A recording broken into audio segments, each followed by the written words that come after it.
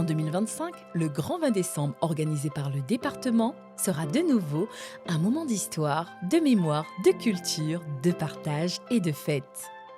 Mais cette huitième édition sera un peu particulière, puisque pour préparer le chantier de travaux, le musée déménage. C'est donc à un parcours de visite mis en scène sur le thème du déménagement que les visiteurs sont invités à découvrir.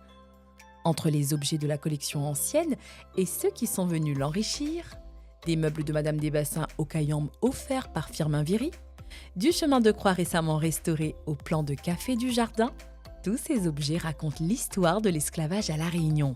Ce qu'il fut à La Réunion, ses traces, ses témoignages, ses héritages. À l'étage de l'ancienne maison des maîtres, les portes s'ouvriront sur une exposition d'objets et de documents jamais montrés. Une lithographie unique, une maquette de bateau, des fers d'esclaves, des armes, qui proviennent des réserves du musée, des archives départementales, d'achats et aussi de dons. Tous ont vocation à venir nourrir le propos du futur musée et sont dévoilés en avant-première dès ce grand 20 décembre.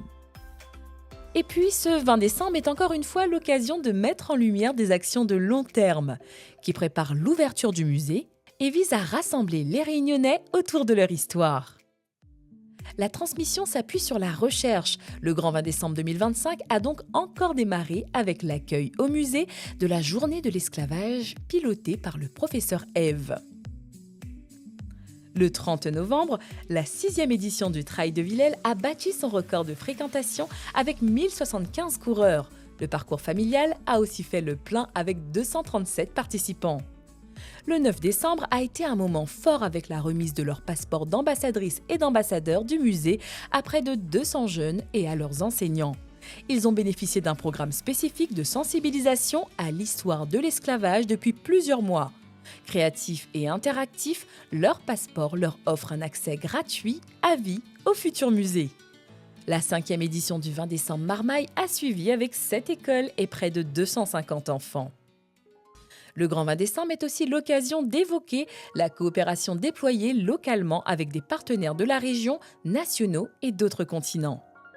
C'est ainsi que cette année, l'invité d'honneur du Grand 20 décembre est l'île Maurice où s'est ouvert un musée de l'esclavage, avec lequel une convention de partenariat a déjà été signée.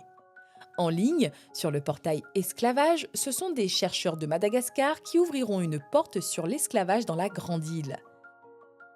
Toujours dans ce domaine de la transmission, l'ancien hôpital des esclaves proposera en cette journée du Grand 20 décembre, en écoute libre, Langue délayée si service cabaret, une série documentaire sonore de Béatrice Vélin-Cassim et Juliette Pierron-Rowell, consacrée au culte des ancêtres afro-malgaches, intimement liés à l'histoire esclavagiste de la Réunion.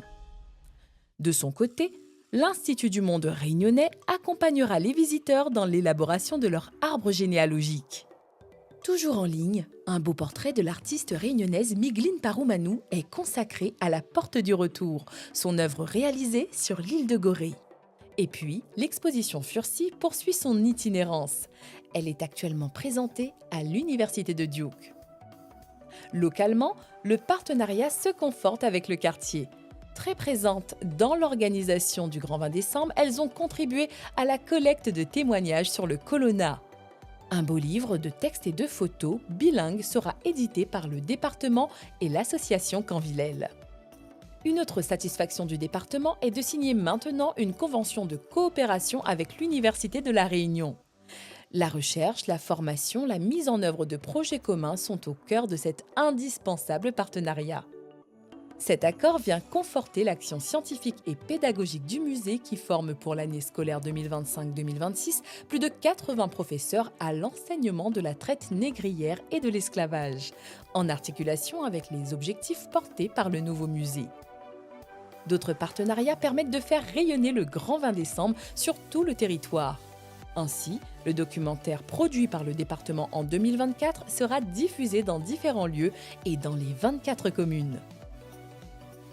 Après avoir accueilli en 2024 plus de 17 000 visiteurs sur le site, le Grand 20 décembre attend encore beaucoup de monde en 2025. Expositions, films et vidéos, animation chorale, contes, dégustation de Mans et Longtemps, tout un programme qui se conclura par un bal la cour animé par Caf Marron. Il commence 3 heures l'après-midi, nous ça crase à Maloya.